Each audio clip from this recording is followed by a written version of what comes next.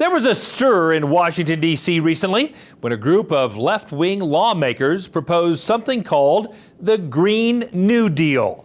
So what is it and what impact could it have on cattle producers? Joining me now from NCBA's Washington office is Colin Woodall, NCBA's Senior Vice President of Government Affairs. So Colin, what exactly is this Green New Deal? Now, the Green New Deal is a resolution that has been introduced in both the U.S. House and the Senate. In essence, what it is trying to do is to eliminate greenhouse gases. Now, that has a huge impact on agriculture. It will also have a huge impact on the overall productivity of this country.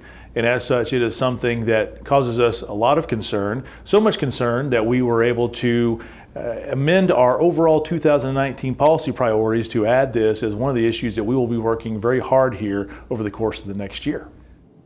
So why should beef producers be so concerned?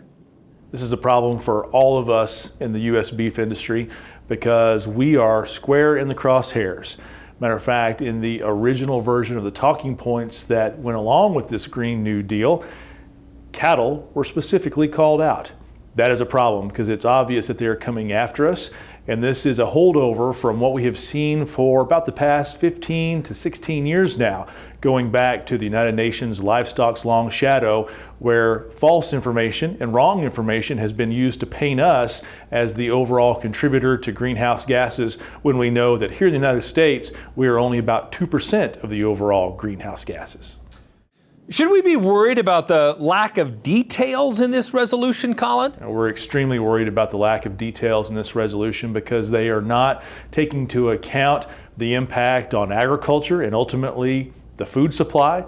They're also not taking into account on how people get from point A to point B. If we eliminate greenhouse gases, how do we get to work? How do we fly to see our families?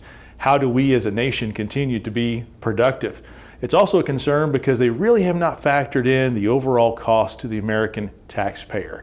So what we have asked is for the sponsors of the Green New Deal to take a hard look and give us some actual details and some numbers, and more importantly, to check their math and show us that they actually know what they're talking about as they continue to push forward with this Green New Deal. One last question. What can cattle producers do to support your team as you work on this issue? As producers, we need you to reach out to your member of Congress and make it very clear that the cattle business is not part of the problem. We are part of the solution.